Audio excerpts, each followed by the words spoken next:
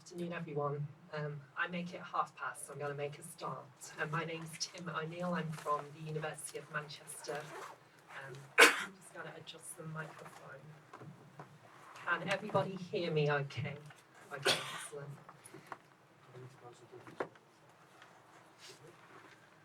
Yeah.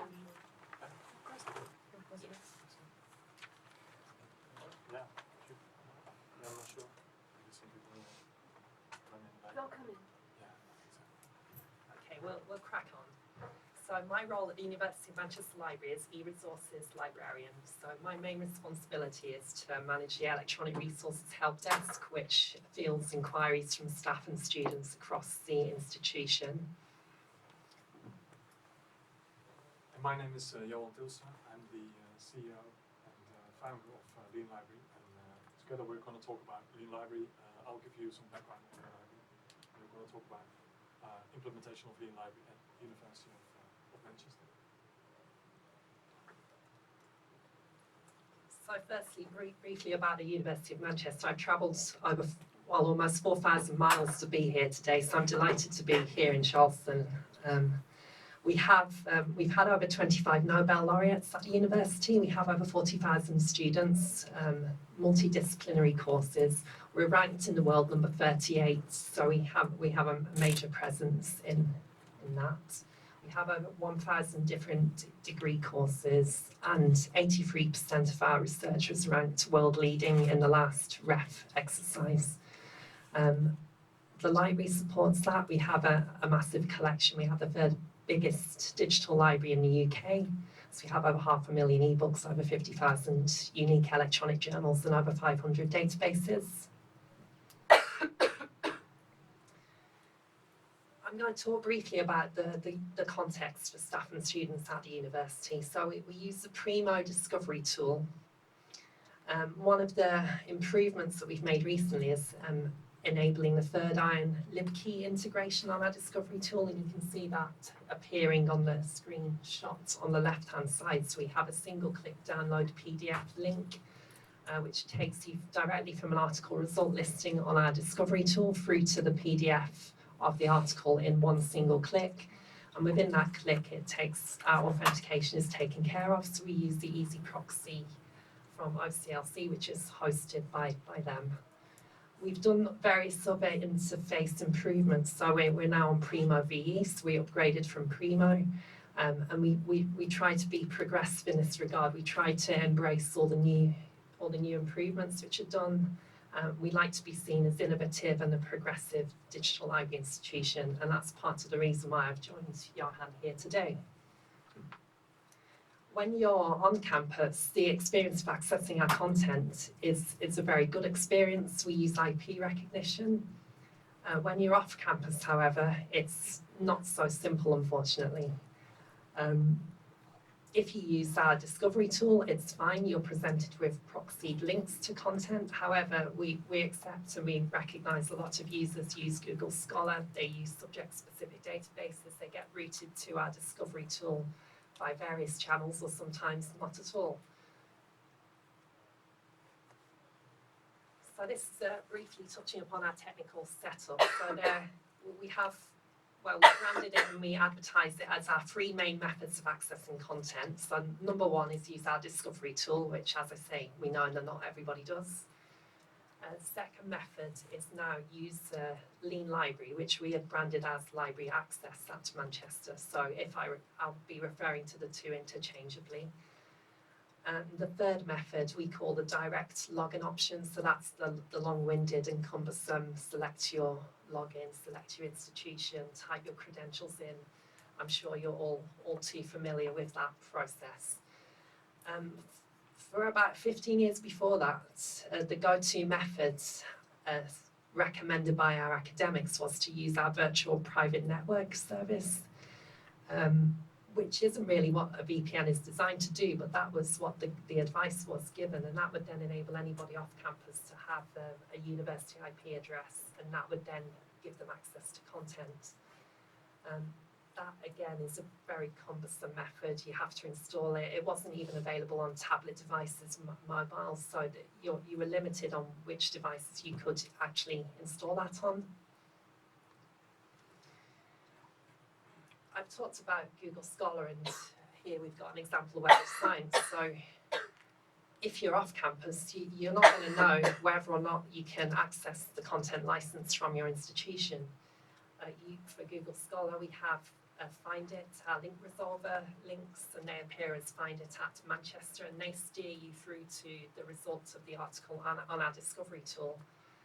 However, you have to enable that manually. You have to pick your library setting. You have to select it from a list of institutions. So that's not automatic unless you're off campus. So potentially there are users or patrons who are finding content that they thought was really useful, getting to the paywall, not realising that they could access it actually courtesy of the library subscriptions.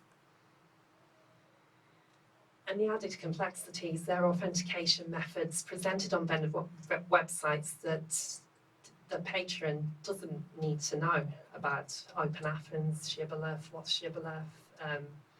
They might get a message sometimes saying their IP address is in an unspecified location, and that prevents them from accessing. So far, far from straightforward. And here I've got a screenshot of the VPN service as was.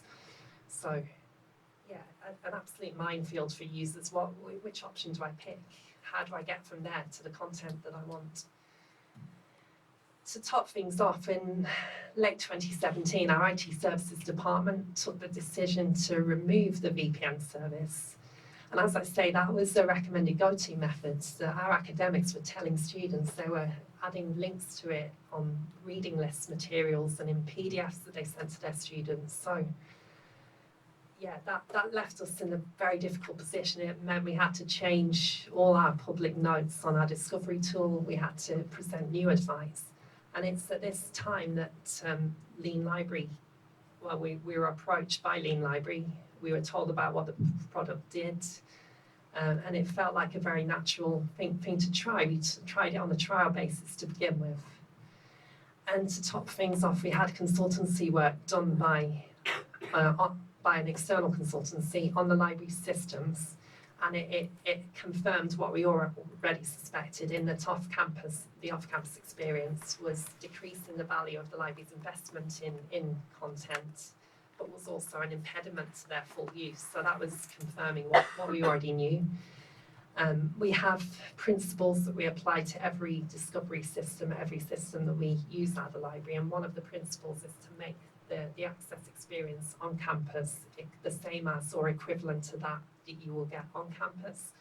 We have a growing number of distance learning courses. We have overseas campuses. So I have a query at the moment from the help desk.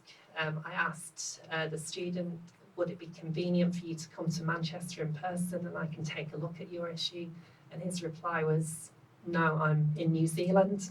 So that's what we're facing. We need to be equipped and set up to provide access to people wherever they are through whichever device that they're using. So a summary of some of the issues that I've mentioned. So the library's not necessarily the starting point for accessing content. You might land on one vendor website not knowing that the library has a subscription or license access through a different vendor website. The unanticipated change from our IT services department to remove what was one of the go-to methods recommended by our academics, and then the external consultancy highlighting the issues with the off-campus experience. I'll hand over now to Johan to talk a little more about Lean Library.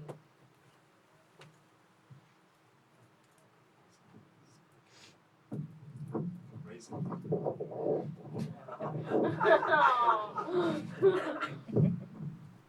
It's a little bit better now. Yeah, so about Lean Library. I'm not sure if all of you are familiar with Lean Library, what it is. But in essence, it's what I like to call it, it's the library in the patron's browser. What we try to do with Lean Library is assist patrons and offer as many of the library services as possible at the place where they're needed and at the time where they're needed. So really context-bound library services for patrons. And I'm going to show you just a brief video of one of the features that it has currently.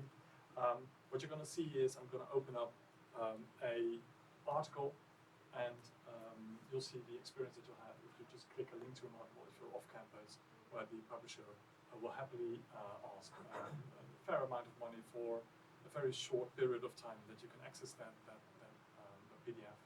And you'll see Lean Library pop up, and I'll talk a little bit afterwards on what it actually does. So here it's me opening up an article, link to an article. Just $47 to get access to this article. And on the right you can see the Lean Library pop up, show up, telling the patron, and me in this case, that this article is available through my library, in this case Novozymes Library. It's a pharmaceutical organization that we work with in Denmark. They're using the library to tell their patrons, their users, that this exact same article is licensed by their library. So it really pops up at the point of need, potentially saving the user $47, but also making it real clear to the end user that it's the library providing these services, giving the library a real presence in the user's workflow. And I'm not sure if you can see, but at the bottom there's also contact information. So if you're still struggling, this doesn't work for you, then it should become real clear to you that the library is real close at hand, and you can reach out to them if you've got any further questions. And the origins of Lean Library were at Utrecht University Library, when I was working there at the time as a program manager at the innovations department without any formal library background. And I had to dig in. I had to learn what this was all about, libraries. And I quite soon learned that the library is not the starting point anymore. There's a change in user behavior where patrons, like Tim said, will happily start out at Copper Scholar just because of convenience reasons. That's what they're used to. And they're not listening to librarians telling them you need to start at the library, either at the website or at the physical building. And what I learned is that if patrons don't do that, and they don't quite often, they'll run into a lot of issues, a lot of the issues that Tim was mentioning, and that I've heard those patrons tell me as well. And maybe because I'm not a trained librarian, I just thought, well, can't we simply solve this? Can't we just build a browser extension? Can't we just get a few of these services into the user's browser? So I had this brainwave where I said, well, let's just do this. Let's just try and see if that works. But it was just an idea at the time, and I didn't know if it would catch on. So what we did is we built a prototype. Very buggy, hardly worked. Didn't do a lot of things except for tell the patron if there was a proxy link, so you could get access through the proxy. But it did one thing exceptionally well. It allowed us to get in touch with patrons and hear feedback on the feasibility of this idea. And that was just real great, because that feedback was absolutely fantastic, unanimous. People just loved it. The idea of the library providing such a tool and just being helpful didn't cost them any money, no money at all. Doesn't cost them their user data or their privacy. It's just the library helping them using library infrastructure, nothing else. So what's not to like about it? And that kind of proved itself when, at a certain point in time, we had thousands and thousands of happy users at Utrecht University Library using our browser extension on a daily basis. Still quite buggy, but a few iterations further, it kind of worked. I did a few tiny things, but it really helped a lot of patrons. And because we had that much positive feedback, I just felt that this should be something that should be available to other patrons as well. I'm just really convinced that it should be limited to just patrons at the University Library, because the issues are similar, as Tim has proven. Infrastructure is similar, so I just envisioned a way on how to get the software into the hands of a lot more patrons. So that's what I did. I ran out of Utrecht University Library, and the most feasible way to do this, as what I thought of it at the time, just found a startup, get as many librarians to pitch in just a bit of money so that we can pay some developers and turn this into a real professional service. A professional service where librarians can, with full confidence, tell the patrons, you can use this. If there's a bug, we'll fix it. If your browser gets updated, we'll make sure that it keeps working. If there's anything else, we'll just turn it into a real professional service. And that's what I've done with the Library right now. That was just a little bit over two and a half years ago. And what we're doing right now is we're helping patrons worldwide. We've got users all across the world, from Australia to tiny colleges in Europe. A few well-known names, Stanford and Harvard, using Lean Library as well. And a whole range of extra features built on top of just telling patrons if there's a proxy link. So what we can do is we can tell patrons if the ebook that they are about to purchase at Amazon is available for free through the library, or if there's an open access version, either through the Unplayable API or through the core API. If you can use Open Athens to get access through a specific resource. So there's a whole slew of features that we can offer in the browser, and that's what we're trying to do. These services, well, otherwise you might have to explain to an end user what they need to do.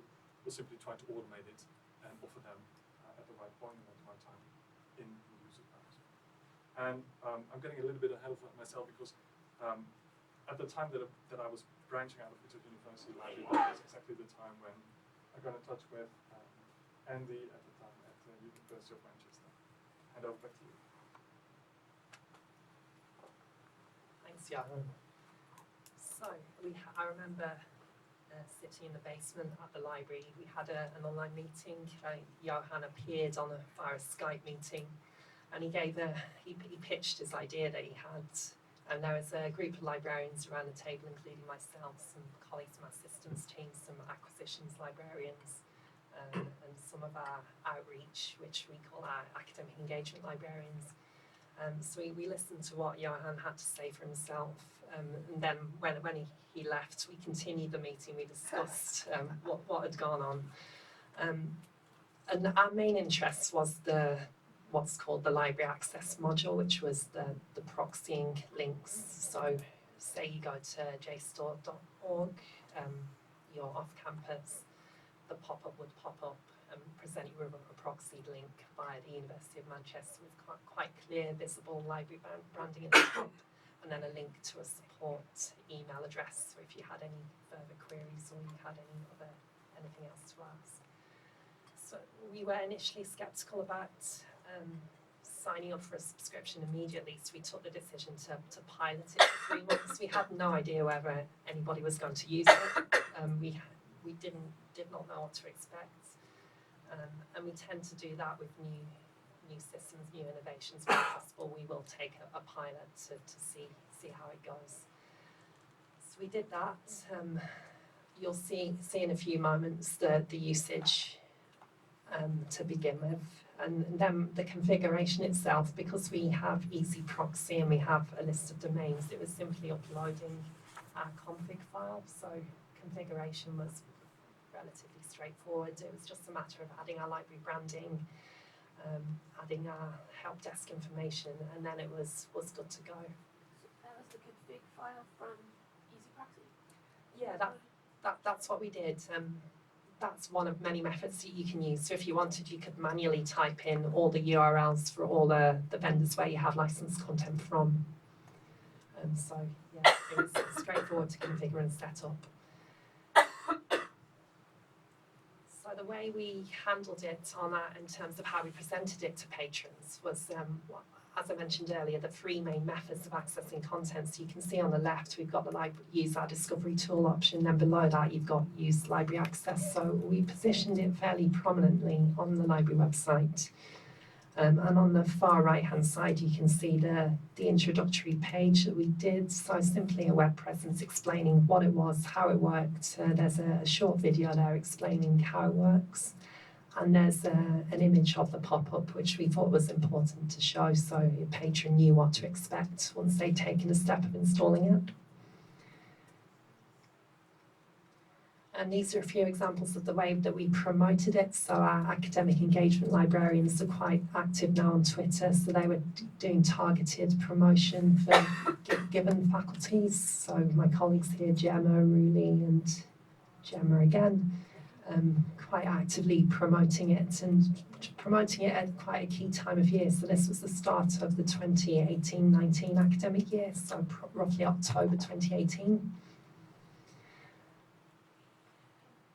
The library assist modules. So this was an added extra, and again, we didn't anticipate whether or not this was going to have any added value for our patrons.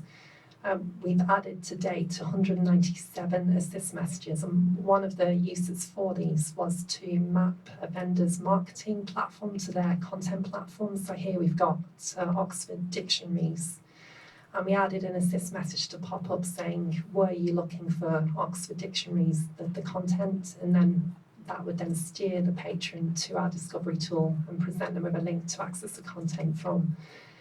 So the way we did that, we did Google searches for our main vendors and our main databases, and where the vendor's marketing platform came above the content platform, we added an assist message there. Aaron Tay, who's the author of Musings of a Librarian, he's written a blog post on various other use cases for assist messages, so have a look at those for some more ideas. Library alternatives, which Johan touched upon, so using one of the things it uses is the on-paywall database. So if I were going to, on JSTOR, I found an article that I wanted to access, but the library had actually licensed access from Wiley Online Library, it would pop up and present me with a link directly to the article on the platform where the library does have the licensed access to. Over the past 12 months, you can see the statistic there. We've had over 30,000 occurrences of this pop-up, which is potentially over 30,000 interventions that libraries made, so 30,000 people potentially reaching content they would previously not have known that they could access. So this is showing the number of active users of the extension. So an active user is somebody who sees a pop-up in a given month. So each month you can see on the graph. So to begin with, it was fairly modest. You're talking a few hundred. Now we're nearly at 4,000. We have about 40,000 students, so that's nearly a 10% penetration rate across the institution, which is, I must say, it's completely surpassed our expectations for what we thought we would get at the very beginning. I was thinking maybe there would be a dip during the summer, so when undergraduates completed their degree, would they then uninstall the extension? But apparently not. We haven't yet reached a plateau that I maybe would have expected. So that's where we were last month. Another feature, library access, Lean Library, it enhances Google Scholar searches by adding a link to our link resolver. So for patrons who have not manually configured that, this will automatically do it for them if they have the extension. So that's happened 115,000 times over the past 12 months. And again, that's potentially patrons who wouldn't have previously taken the steps to manually configure it. So that's arguably over 100,000 individual improvements. Likewise, it does the same thing with a link resolver on PubMed. We've had over 30,000 search experience improved on PubMed, which is significant. And the article alternative pop-up, which I mentioned before as well, that's had over 30,000 pop-ups, and that's actually clicks. So we get stats to the number of views, and we get stats to the number of clicks. So this is people who've actively seen the pop-up, moved their cursor over to it, and actually taken the step of clicking. So they clearly they'd have to see some value in doing that in order to go ahead and take the click. And those 200 assist messages I mentioned over the past 12 months, they've had over 9,000 views. So that suggests that we have put them in the right place because people are seeing them. I still don't think we've fully exploited the potential of them. So I'm looking to ways in which we can increase the number. You can add an assist message against any domain. So any URL, you put it in, then you can manually pick the message. So one of the things we're not doing is linking through to our subject guides. We use libguides, so potentially we could put messages to alert users if they want further assistance. They could consult one of our libguides. So we've had qualitative feedback as well from across the institution, from professors to research associates, readers, postgraduates. So here are just a few. I think my favourite is this add-on is useful and does the job. It does quite a simple thing, but it does it really well. And to top that off, they say they're going to recommend it, and it feels like word of mouth has been the primary way that this has taken off so much. We did minimal promotion, so the only way that we've managed to get 4,000 users is word of mouth. A few more there. An academic suggesting we advertise it even more. So this is something we're hoping to incorporate into this year's communications. We see it as something that has even more potential. What next? Well, we're planning on adding more assist messages. So I'm going to read Aaron's blog again, see if I can get any inspiration from that. Consult my network, see if they have any ideas. It feels like a really powerful feature that we're not fully exploiting yet. More of an integrated marketing and comms campaign, I think, is needed to, now that we've reached such a figure, we can use that in our communications. We're doing work around OCLC easy proxy analytics, so it's possible we might be able to see the referrals that are coming from this, and that may give us a better idea of who is using the extension. We don't know about the who, it doesn't capture any user details, we just have the numbers, so that has a lot of potential. We're also looking at the libkey nomad extension from Third Eye, and so our challenge will be, well, how do we position that versus this? Both extensions have their own unique features. We need to consider how to position it next to that. I'll hand over now to Johan. He's going to talk about what's next for the library from his perspective. So do you have an integration with Julia? Yeah, we can integrate with that. Yeah. Right, so next steps for Lean Library. Obviously, we're still working on improvement to current features. As I said, the browser extension started with a very simple feature of simply alerting people to an easy proxy link, and we've got a whole range of features right now. But there's still, obviously, there's always room for improvement. We're working on quite a few exciting new features, but I can't say too much about those. Yeah, I think they're exciting. There's a lot more that we can do, I think, in helping patrons use those library services. Yeah, one of the things that I can mention is that, as I did previously, is that we are integrating the core API as well. So the coverage that we'll have across open access articles will expand even more. So that's really good news, I think, for our patrons.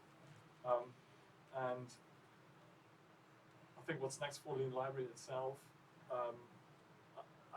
it feels like such a natural thing. It felt like a very natural thing to do when I had that initial idea of offering those library services in the browser. I myself can't really imagine specifically seeing the feedback that we get from patrons, and the quote that Tim mentioned as well, where people really perceive Lean Library as just a piece of library infrastructure, nothing fancy, just does what it does. It's just something that you install and you'll keep using. We keep hearing similar feedback from other universities as well, where we ask, what's the feedback? There's no feedback. Well, we can see in the user stats that people are using it, but they're not shouting out about it, they're just using it and nothing else, which tells me that, yes, it is being perceived as just a natural piece of library infrastructure, and something very obvious for a library to provide to their patrons. So I can't see a world where browser extensions like these are not going to be part of a natural offering of their services by library. So one of the problems we see, we get feedback on, and we tell them to delete cookies and cache, and sometimes that will, perhaps many times that will alleviate a problem. Is that something that still occurs, or are you somehow avoiding that problem? Yeah, that's a good question. So I think issues that arise out of using easy proxy, or just using various, like they use something for on-campus, they use something VPN, or from Starbucks, and then they try to use something from the wireless on campus. It's all, I think depending on the publisher site, cookies may have been deposited, identifying their, giving them an identity as being something. And then when you switch to another mode of access, they're well, that's my understanding, is they're conflicting identities. Yeah. Well, if there's an underlying technical issue with easy proxy or with the cookies or with the caching, that can only be solved by deleting the cache or deleting the cookies, then we can't really solve that. If we could, it would be Okay. yeah. Okay. But what we So can that do, hasn't of gone course, away. Okay. no, I'm really sorry. But That's okay. if we could, we would, of course, but we can't fix any issues in the underlying technology. What we can do, of course, is, and that's what we do, make it easier for patrons to use that technology, but also make it easier for patrons that if there's an issue, that they know that they can reach out to the library, that they're not stuck somewhere without no idea on what to do or no idea on who to contact. There's clearly visible, it's the library trying to help you. So yeah, do reach out to the library if there's a technical issue as well. I wish we could solve all of those technical issues. Do you have cases where there are multiple instances of Lean Library at one unit? Multiple instances is another good question. We do that as well, specifically in Europe. There's quite a few cases. For instance, in France, there's a national consortium offering resources through a national proxy server on top of the proxy server that the university uses. And we allow up to 2 different instances to be selected. So if you head to JSTOR, we'll try to automatically take you through the proxy of your primary institute. If you land on a domain that can only be opened through the proxy of your secondary institute, we'll take you there automatically as well. And the identity is through a user login? Yeah. So what we'll do is we'll take people to the EasyProxy instance, EasyProxy server of the library. So there's no logging in with the library. We don't know the user, we don't know the credentials, we don't want to know. Because this is a tool that we offer to the library, and we need the librarian to have full trust in the tool and to be to have full confidence that we're not going to monetize any user data or do anything nefarious with that. So it's a licensed tool. There's no monetization of anything else because we feel that the library should have full confidence in promoting this with their end users. So yeah, it needs to be very privacy minded. Absolutely. Good questions. So do you capture just like the host names from the proxy config file? We need the domains. The domains, yeah.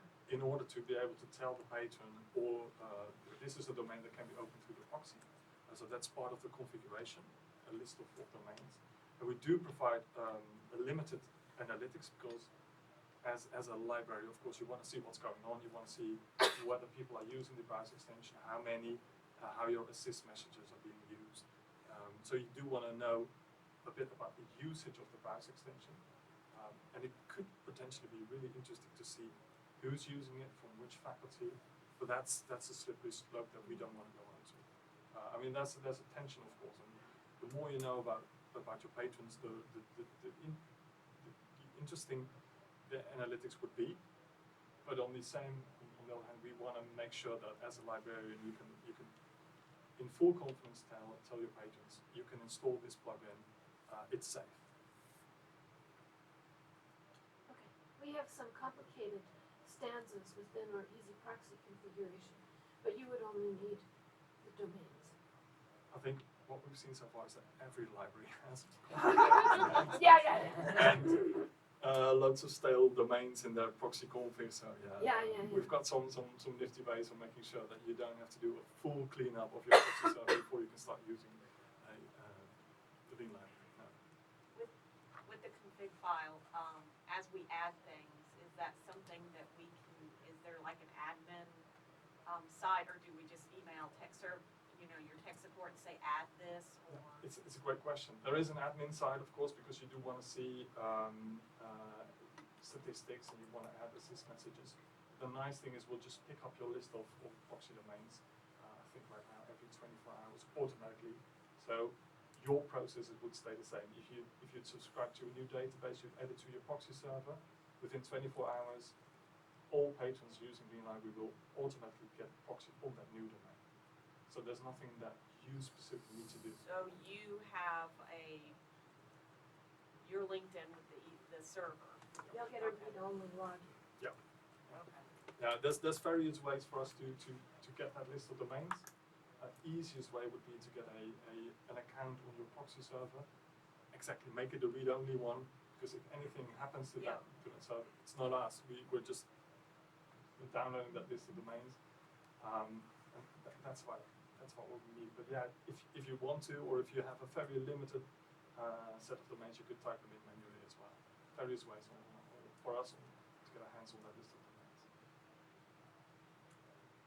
How does the tool service in PubMed integrate with Lean Library? Yeah, what we do on PubMed is similar to what we do on Google Scholar. For PubMed, as you'll know, of course, you'll have a specially crafted link on your library website.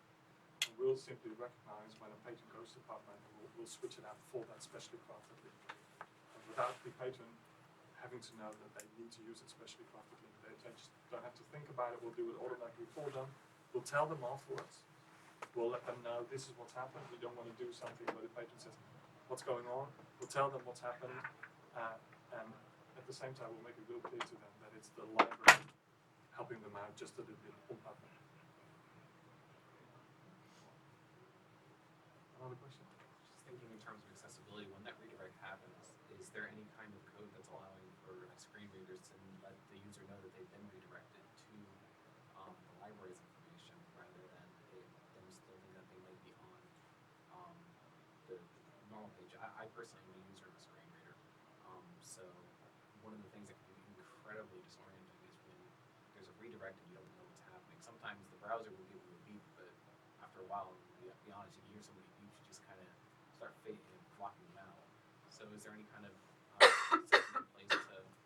There is. So, yeah, accessibility is an excellent question, because that's an issue that we run into, of course. First versions of Lean Library had nothing to do with accessibility, because we haven't come around to do it yet. What we do is, now I'm still talking about early versions where we'll automatically take you through the proxy. So, as Tim said, you'll type in JSON.org, or you'll click a link to an article on JSTOR. We'll take you through the proxy, and once you can take it through the proxy, we'll show a pop-up telling you what just happened, because we don't want to confuse the end user. We want to take away the confusion. We want to make it real clear what just happened. Why did you land on JSON.org? You landed on a proxy link to JSON.org because of the library, because that will give you access. So we have that real clear pop-up telling the end user what just happened, and at the same time making it real clear to the end user that it's the library helping them, the library visibility in users' workflow. And right now we're also focusing on accessibility, because that's feedback that we've gotten from a lot of libraries, where it's just essential that tools like these are also accessible to people with accessibility issues. I can't say for sure how that works right now, what you'll see if you're using Lean Library right now, but it's fully on our radar and working on it. Yeah. And it takes time. So. It takes time, but on the other hand, we're all about helping patrons, and you don't want to limit the set of patrons that you're helping to a specific set. And for the same reason, we're trying to support as many different browsers as possible. We're not going to say, well, majority of patrons is on Chrome, so we're going to limit ourselves to a Chrome browser extension. That's kind of weird. There's a library you want to help out all of your patrons. So that's what we're also asking for. So when a user installs the extension, I'm assuming that they choose their institution at the time, and then it just That's the regular workflow. What we can also do is some corporates will ask us to do a mass rollout and pre-select the institution. On regular academic libraries, it will be the case where somebody brings someone a laptop, installs the browser extension, and says, I'm from Michigan, I'm from Northwestern, I'm from submentions there. And that's about the only thing you need to do. So you don't have to enter your credentials. Just select your university. That's it. But at some point, like if somebody were to, Taylor and Francis or whatever, they get the pop-up. When they click on that, if it's their first time through with the browser, then they'd be sent through the library's authentication method. So it's no sneaky way of getting Yeah, access to I stuff know, that you. I mean, exactly. anybody could install it and select Harvard as an institute, Yeah, and then you land on Harvard's proxy server, and you need Harvard credentials. If you don't got them, that's why you'll get stuck. Okay. Tim, how would you characterize more of your assist messages? So far we've done, as I say, the mapping vendor marketing URLs to vendor content platforms. I think one option I'm considering is the subject guides. We have over 60 subject guides. We also get questions about vendor databases that we don't have a subscription to, but we may have a subscription to a similar database which has similar content. So there's a place potentially for an assist message there to pop up to Steve from, say, one vendor website where we don't have license access to another. So, for example, it could be a health sciences database. We might not have that one, but we might have a different one. We have Lean Library, and one of the things we've done is there's some resources we have that require an institutional username and password to access, Right. and so that's one of the assist messages. Oh, And okay. we maintain that credential information behind our authentication. Yeah. So we say, click on this link to get the username and password Oh, okay. information. We've talked about also, there's some open access memberships we have that entitle our offers to discounts. Right. So like maybe doing a pop-up message that says, hey, authors, you can get a 10% discount. Oh, buy medicine. Right, exactly, yeah. What I've had in that situation, that it can be a real money saver and a time saver as well. So if you start publishing in a specific journal and only afterwards you hear about the fact that through your library you could have gotten a discount, so you need to do a lot of rollbacks. That's just a lot of hassle. So what happens when there is no content? Nothing. Nothing. It just doesn't show. It just doesn't show. Just to add to that, there are instances where we have some but not all of the content from a yeah, particular vendor. So we've added like a line in the pop-up saying, note, you may not have access to everything, just to manage our user expectation. Embargo titles that have 18-month delay or something. How do you handle that? We're using it more for, say, journal bundles. So if we have a specific subject collection but not another, so we will have a proxied pop-up, but we've got a note saying you may not be able to access all the content through this vendor. We have the same message. I think it's actually like, one of the things that's nice is a lot of the messages are pre-populated, so you can take Lean Library, suggested language from Lean Library, or you can craft your own message. So I think that's a kind of a standard. So for like a 12-month embargo or something. Usually it comes like at the platform level, so like if you go to like Taylor and Francis, it might say, no, you may not have access to all content on the site. Just because it works for some things doesn't mean you're gonna have access to everything. I think it depends on like at the individual title level. Is it the title? So that's harder. I think we'll have to bring this session to a close. If anybody wants to speak to me about anything, then please don't hesitate to ask. Johan as well, you're going to be around. Thank you.